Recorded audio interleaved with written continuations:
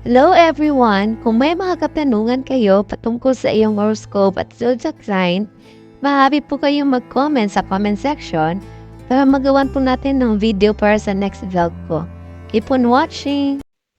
Ang pagbasa po nito ay isang gabay po lamang. Nasa sa inyo pa din kung paano nyo kontrolin ang mga bagay. Huwag kalimutang gawing sentro ang Panginoon sa inyong pag-iibigan dahil siya lang ang nakakaalam kung sino para sa iyo at itinadhana. Ang matatapang, nagniningas na Leo ay maaaring mukhang isang kakaibang kasosyo para sa grounded, practical na Virgo. Ngunit maaari bang gumana ang relasyon? Ang mga palatandaang ito ay magkapit-bahay sa zodiac wheel. Marami silang pagkakatulad kahit na magkaiba ang kanilang mga personalidad. Makinig para matutunan kung paano gumagana ang mag-asawang ito o magkarelasyong ito at ang mga bagay na magagawa nila para gumana ito. Leo at Virgo, relasyon sa isang sulyap. May potensyal na maging power couple sina Leo at Virgo. Sa unang tingin, parang wala silang gaanong pagkakapareho. Si Virgo ay introvert, analytical at sobrang organisado. Si Leo ay palakaibigan kung minsan ay walang ingat at palipat-lipat ng proyekto. Gayunpaman, pinahahalagahan nila ang mga pagkakaibang ito. Ang kanilang mga kalakasan ay maaaring gawing tunay na mahusay ang relasyong ito. Ang mga kapitbahay na ito sa zodiac ay bumubuo ng isang semi-sextile. Ibig sabihin, isang sign o 30 degree ang pagitan nila sa zodiac wheel. Ang mga semi-sextile ay maaaring gumawa para sa isang awkward na pagpapares dahil ang mga palatandaan ay hindi magkatulad. Si Leo ay isang maalab na nakaperming tanda na nangangahulugan sila ay madamdamin at nakatakda sa kanilang mga paraan. Ang Virgo ay isang mutable earth sign kaya grounded sila, ngunit flexible sa kanilang mga pananaw. Emotional na pagkatugma. Ang isang mag-asawa o magkarelasyong Leo-Virgo ay nahihirapan sa emotional na koneksyon. Maaaring makita ng ilan na si Virgo ay malamig sa emosyon. Ito ay nangangailangan ng marami upang magpainit sa kanila. Sila ay may posibilidad na mahiya at hindi nila isinusuot ang kanilang puso sa kanilang manggas. Maaari itong maging mahirapan para kay Leo na magkakaugnay. Si Leo ay bubbly, outgoing at dramatic. Kaya ang dalawang ito ay maaaring magkasalungat pagdating sa pagbabahagi ng damdamin kahit na pagpapahayag ng pagmamahal. Tip sa pagiging tugma, gusto ni Leo na maging espesyal. Kaya kailangang magbigay ng regular na papuri at papuri ang Virgo. Kailangang maramdaman ng Virgo ang pagpapahalaga, kaya dapat magpakita si Leo ng pagsasalamat sa gawa ng paglilingkod ni Virgo. Sexual na pagkakatugma. Ang dalawang ito ay madamdamin na may mataas na libidos. Bagamat totoo na si Leo ay maaaring maging mas interesado sa sex, mayroon silang masigasig na kasosyo sa Virgo. Maaaring lumipad ang mga sparks sa pagitan ng mga mag-asawang ito o magkarelasyong ito, lalo na kung gumugugol sila ng oras for play.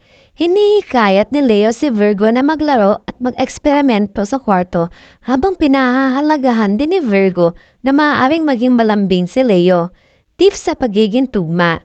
Kung ang Virgo ay ginulo ng mga obligasyon, mas mahirap pa sa kanila na makuha ang mood. Kung makakapagtakda si Leo ng isang romantikong kapaligiran, makakapagpahinga si Virgo at masisiyahan sa karanasan. Maaaring pasiglahin ng Virgo si Leo sa pamamagitan ng pagtutok sa kanilang likod. Isang highly erogenous zone para sa kanila. Pagkakatugma sa intelektual. Maaaring magbanding sina Leo at Virgo sa pamamagitan ng pagpapahalaga sa kanilang pagkakaiba. Si Leo ay pinamumunuan ng araw na ang ibig sabihin ay gustong-gusto ni Leo na maging sentro ng atensyon. Mayroon silang malaki, matapang na personalidad. Ngunit gusto nila kung paano pinahahalagahan ng Virgo ang lahat ng maliliit na bagay tungkol sa kanila. Ang Virgo ay mapanuri, ngunit ito ay tumutulong sa kanila na mapagtanto na si Leo ay hindi makasarili. Likas na si Leo na magpakita ng palabas at aliwin ang lahat. Tips sa pagiging tugma. Kung minsan, maaaring maramdaman ni Leo na inaasahan ng Virgo ang pagiging perpekto, maaaring kailangan nilang paalalahanan si Virgo na magpahinga at sumabay sa agos. Sa kabilang banda, matutulungan ng Virgo si Leo na ayusin ang kanilang mga iniisip at ideya sa mga naaaksyon na layunin. Pagkakatugma sa komunikasyon. Ang dalawang ito ay maaaring matigas ang ulo, ngunit sila ay bukas sa isa't isa. Ang Virgo ay pinamumunuan ng Mercury, ang planeta ng komunikasyon.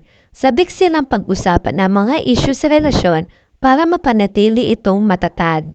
Sa kasamaang palad, gusto ng Virgo na maging tama kapag lumitaw ang mga issue sa relasyon. Maaaring asahan nilang aatras si Leo, ngunit gusto ni Leo na isipin ang kanilang sarili bilang mga gumagawa ng desisyon. Hindi nakakatulong na nahihirapan din si Leo sa pagbabahagi ng nasa isip nila. Tips sa pagkakatugma.